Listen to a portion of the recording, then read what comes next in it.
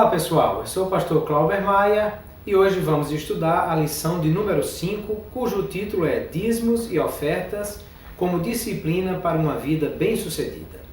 E nós vamos observar, continuando o assunto falando sobre dinheiro, renda e bens, que há uma relação muito importante que nós precisamos também ter com a nossa renda, que é aquilo que dessa renda nós trazemos como oferta de gratidão e como generosidade do nosso coração para o Senhor e para a obra do Senhor.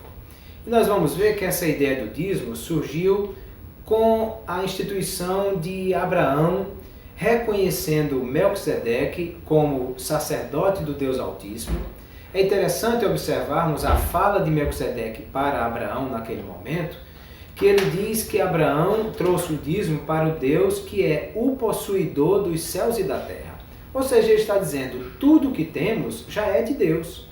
Deus não precisa de nada, de ninguém, porque ele é dono de tudo. Salmo 24, verso 1 diz que do Senhor é a terra, a sua plenitude, o mundo e o que nele habita. Ou seja, tudo é do Senhor.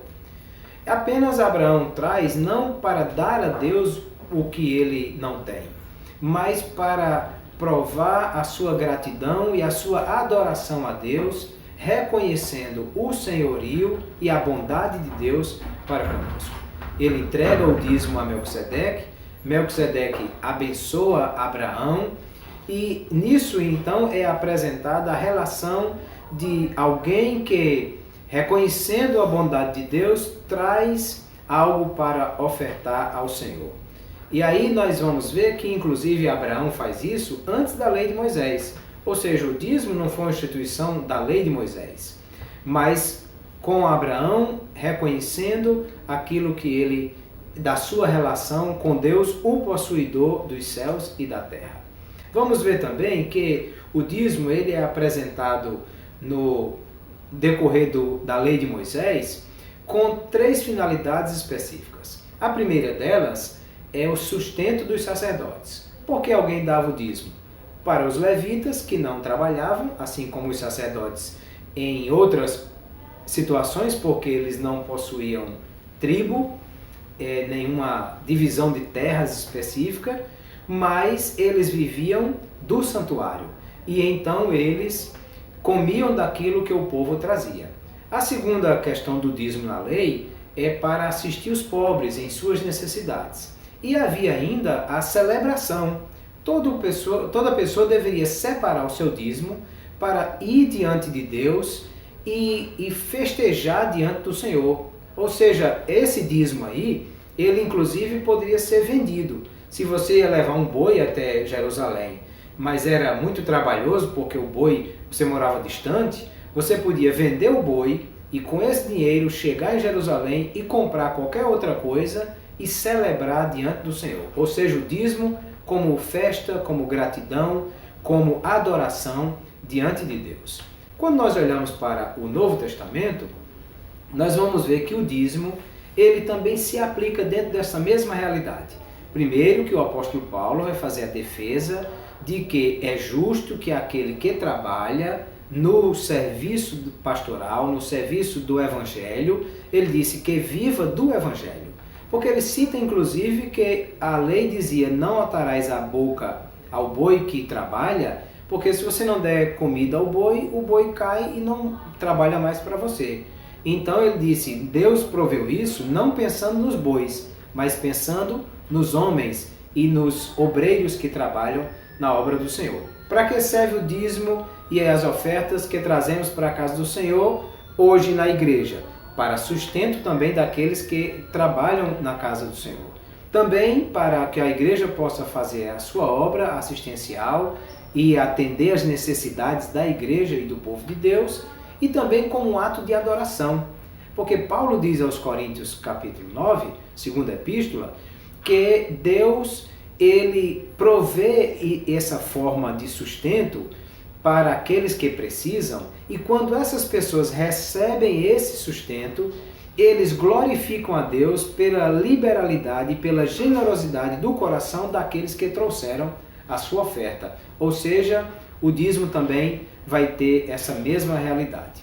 Claro que no Novo Testamento nós temos um ensino diferente com relação a isso, porque a gente não pode ensinar que o dízimo é uma obrigação como era no Antigo Testamento, que era como um imposto para o povo judeu, que aquele que deixa de dar o dízimo está roubando porque essa é uma realidade da lei. E, de fato, no Novo Testamento, Jesus disse que é mais bem-aventurada a coisa dar do que receber.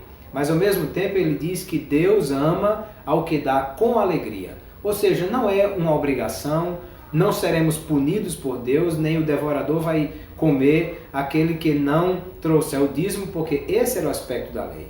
No Novo Testamento, o que existe é a generosidade de um coração que entende que precisa daquilo que recebeu de Deus, trazer a sua oferta, a sua contribuição, fazer a sua mordomia cristã. Só que, quando o apóstolo Paulo fala sobre isso, 1 Coríntios capítulo 16, ele diz que cada um separe no primeiro dia da semana a sua oferta. Ou seja, não era também uma oferta assim, quando eu quiser dar, não. Era uma coisa regular. Todo primeiro dia da semana, já que a maioria dos trabalhadores recebia como diarista ou como trabalhador semanal, então toda semana separava aquilo que trazia. Ao mesmo tempo, Paulo diz assim, cada um dê conforme a sua prosperidade. Ou seja, o dízimo, a oferta, a contribuição na igreja, ela também deve ser proporcional à renda. Então, o dízimo do Antigo Testamento, ele tinha essa mesma questão, a regularidade e a proporcionalidade, e atende os mesmos objetivos do que era aplicado na igreja. A única questão que não está focado no Novo Testamento é quanto deve ser esse dízimo, porque dízimo é uma palavra que quer dizer a 10ª parte, mas é regular e proporcional. Assim nós precisamos atender para isso, e eu penso que a ideia de 10% ela é uma ideia perfeitamente aplicável na teologia do Novo Testamento, no que diz respeito à proporcionalidade e aquilo que nós precisamos trazer para o Senhor. E com isso nós seremos cada dia mais generosos e vamos receber também a generosidade de Deus, e com isso nós estaremos também apresentando ao mundo a liberalidade do Senhor para com aqueles que trabalham na casa do Senhor e precisam daquilo que é a nossa renda e a nossa contribuição. Portanto, sejamos fiéis a Deus e gratos ao Senhor, celebrando a Ele com aquilo que Ele já nos deu. Deus abençoe, até a próxima aula. Assista o vídeo, faça anotações, leve as suas dúvidas para a sala de aula, discuta com os seus colegas, com o seu professor, certamente será uma bênção. Deus abençoe.